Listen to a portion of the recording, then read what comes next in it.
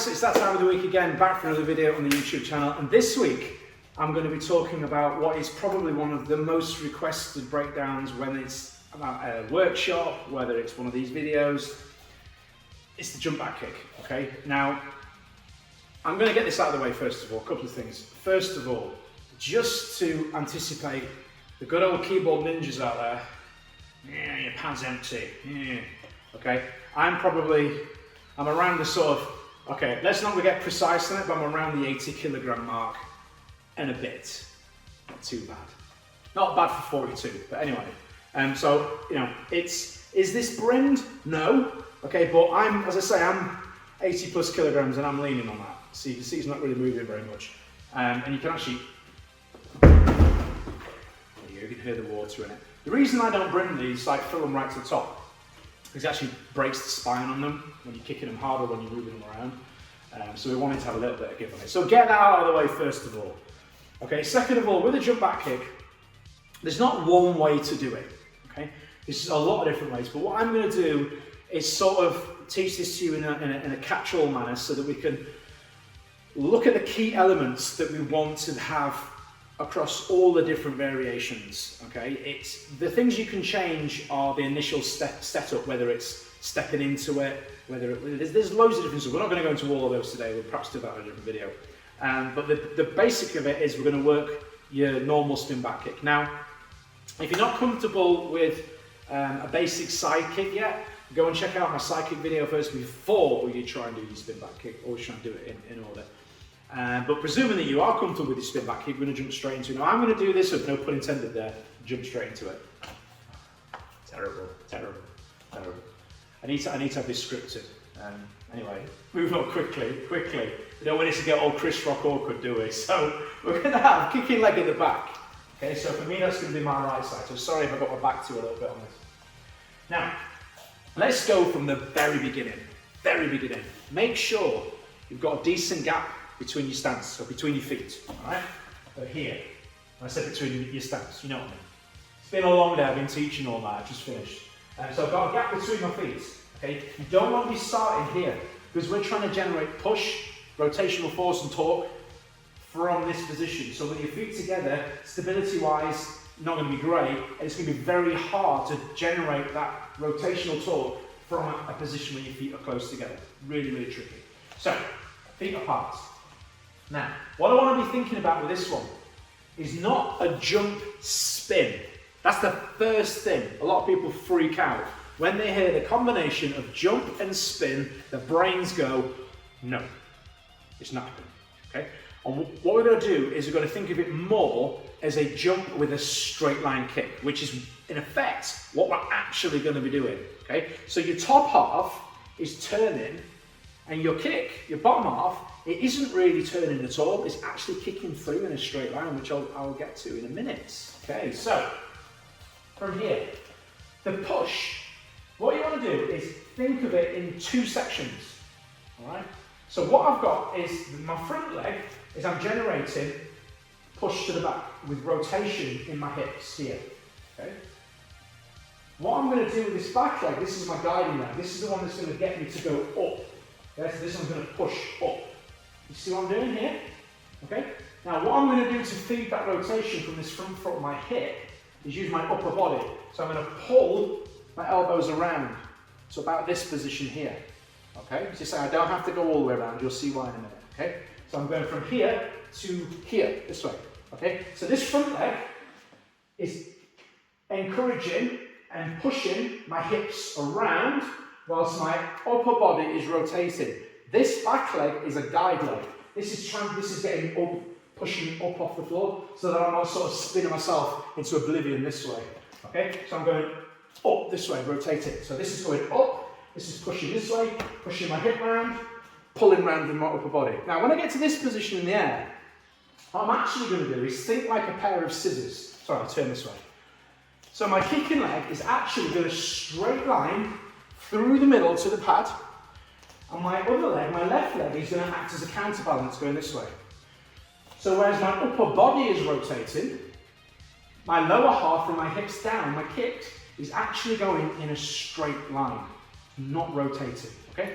Now, unfortunately, it's hard to show this slow, you know, unless you like got some sort of matrix level anti-gravity about it. You can't, you know, you've got to go do it at full power. So, I'll do it full power, but I won't do it full power, if that makes sense. I'll go full speed, but no, not full power. So from here, I'm going to push up and rotate, and then come round, okay? So, again, I'm trying to go up and round and up with it, and I'm straight lining my kick. My kick's going through the middle, and my other leg is counterbalanced into the back here. So watch it. Yeah. And again.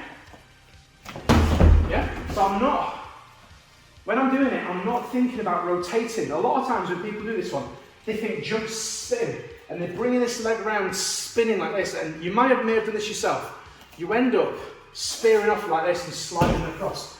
And that's because you're dragging your leg round this way, and it's coming all the way around. Right? We don't need it to do that. Okay, we're getting from here to here, okay, and then I'm taking that rotational force and I'm switching it into a forward movement here, bang, okay, and then I'm letting the other leg work as that counterbalance behind me. All right, apologies for my slightly ropey kicks. As I say, I've just come out of training, teaching. That's my excuse anyway. Get that in there first. So again, push, rotate, guide, rotate, okay? Cut the rotation short, straight line the kick. Yeah.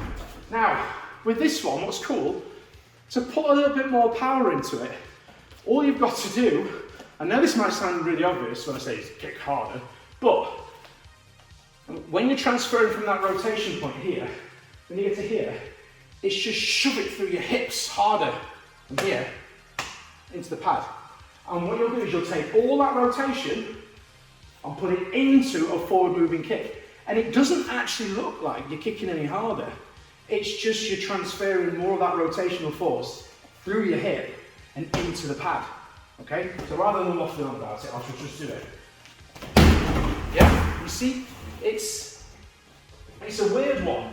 And you'll notice what I'm doing at the end of it is, I'll just check that's still in shot. It is, yeah. I'm pulling off the pad.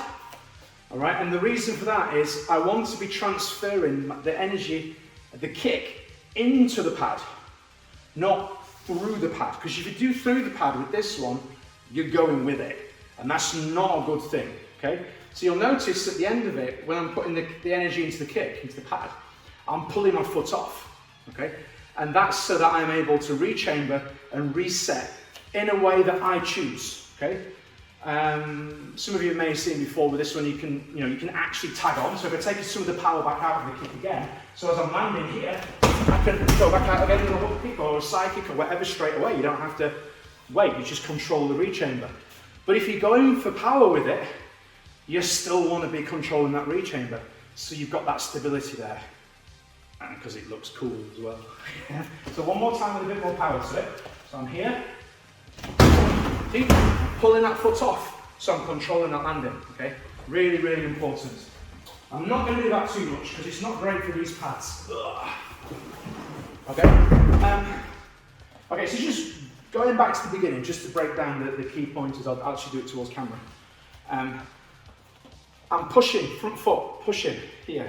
That's getting the rotation started, okay? I'm driving my elbows and shoulders up, and I'm looking round here. Okay, when I get to this point, I'm straight lining. So that back leg is a guide leg. That's getting me. This is getting to go up. This is getting the rotation going. So that one's going up. That one's getting rotation going. So it's at the same time. Yeah, and then this one, this upper body movement, really gets the rotation going. I cut into the rotation the halfway point, so that when I'm coming through in a straight line, I don't let the chamber rotate round. Otherwise, the energy of the kick is going in a circular movement. We don't want that because we want the kick to be going in a straight line. So you're taking rotational energy and transferring it into a straight line. That's the idea with this kick. Excuse me. Don't drink fizzy drinks before doing YouTube tutorials. Whew. Now, quick pointer before we finish on this one. You'll see a lot of people, this is a really common one, doing like a pre-bounce. And what I mean by that is they bounce before they jump. And it's a really bad thing to do. One, because obviously it's telegraphing, it's a big tell what you're going to do. If you're standing like this and you go at that first and then go, you might as well just shout back kick. But also, it's not actually helping. It's this weird psychological thing that your brain kind of gets you to do it. You don't need to do it. It's having the opposite effect. What we want is called, it's a funny one because it's called a jump back kick, or whatever you guys call it. I call it a jump back kick. So you get this jump phrase in your head and you think about jumping, okay? But it's not really a jump, it's more of a push, okay? So I'm on the floor and I'm pushing up into the rotation. So I want to be starting from here and exploding and pushing out. I don't want to go up, down, up again, all right? Because you've got to tidy up, you've got to collect all that, tidy it up and then redistribute it again. So if I go up, down, that's not helping me go up. It's loading my legs up in a way that isn't going to help going back up again. Not in this case anyway, all right? So resist that temptation to go bounce and kick, okay? Start in the position, the stance here, okay? And then when you go to kick, push out with it, yeah? Don't bounce, do that little bounce first. All right guys, hopefully in there somewhere, there is something that helps you out. Now again, just remind everybody, if you want to take this stuff further, if you want me to analyse and break down your kick techniques, of which I have done this very kick twice for two other people, who have two very different things going on, who are now kicking in an absolute awesome way. So keep it up, guys. If you're interested in that, if you head over, if you go to, basically just go to the links in this, rather than me going on about website addresses, and I will do my best to help you out. If you've got any questions, as always, comment below. Don't forget to share, like, subscribe, all that usual YouTubey stuff. Maybe it says Facebook then. But oh yeah, on Facebook, get it shared on Facebook. Free content. I like giving stuff away for free. I'm not doing workshops and seminars and all that sort of stuff anymore. I've done that for the last 20 years. I'm done with that for now. So this is your way to work with me. And don't forget, you can come and book a private lesson here with me too if you're interested. Same thing again. Check out the links in the description and look at me, it's like a YouTube pro. Anyway, gonna finish it there guys. Thanks as always, and I'll catch you on the next one.